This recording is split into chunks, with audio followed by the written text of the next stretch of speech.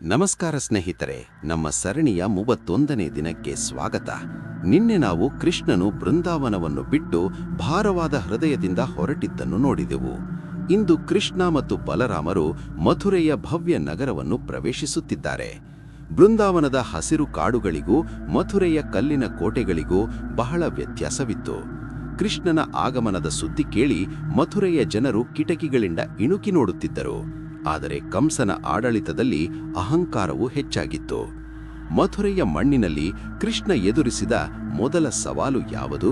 ಬನ್ನಿ ತಿಳಿಯೋಣ. ಮಥುರೆಯ ಬೀದಿಗಳಲ್ಲಿ ನಡೆಯುತ್ತಿದ್ದಾಗ ಕೃಷ್ಣ ಮತ್ತು ಬಲರಾಮರಿಗೆ ಕಂಸನ ರಾಜಮನೆತನದ ಬಟ್ಟೆಗಳನ್ನು ಒಗೆಯುವ ರಜಕ ಅಂದರೆ ಧೋಬಿ ಎದುರಾಗುತ್ತಾನೆ.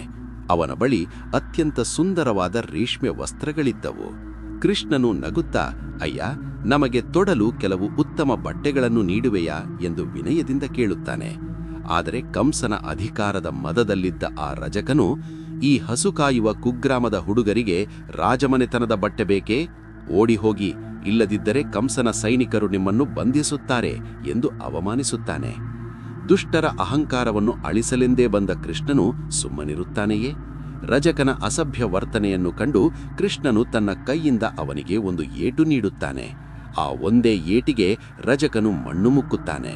ಅವನ ಬಳಿಯಿದ್ದ ರಾಜಮನೆತನದ ಬಟ್ಟೆಗಳನ್ನು ಕೃಷ್ಣ ಮತ್ತು ಬಲರಾಮರು ಧರಿಸುತ್ತಾರೆ. ಮುಗ್ಧ ಬಾಲಕರಂತೆ ಕಾಣುತ್ತಿದ್ದವರು ಈಗ ರಾಜಕುಮಾರರಂತೆ ಕಂಗೊಳಿಸತೊಡಗಿದರು. ಇದು ಮಥುರೆಯಲ್ಲಿ ಕಂಸನ ಅಧಿಕಾರಕ್ಕೆ ಕೃಷ್ಣ ನೀಡಿದ ಮೊದಲ ಹೊಡೆತವಾಗಿತ್ತು. ಬಟ್ಟೆಗಳನ್ನೇನೋ ಧರಿಸಿದರು, ಆದರೆ ಅವು ಸರಿಯಾದ ಅಳತೆಯಲ್ಲಿರಲಿಲ್ಲ. ಆಗ ಒಬ್ಬ ಬಡ ದರ್ಜಿ ಅಂದರೆ ಟೇಲರ್ ಓಡಿ ಬಂದು ಪ್ರೀತಿಯಿಂದ ಆ ಬಟ್ಟೆಗಳನ್ನು ಕೃಷ್ಣನ ಅಳತೆಗೆ ತಕ್ಕಂತೆ ಸರಿಪಡಿಸುತ್ತಾನೆ. ಕೃಷ್ಣನು ಅವನ ಭಕ್ತಿಗೆ ಮೆಚ್ಚಿ ಅವನಿಗೆ ದಿವ್ಯ ಜ್ಞಾನವನ್ನು ಕರುಣಿಸುತ್ತಾನೆ.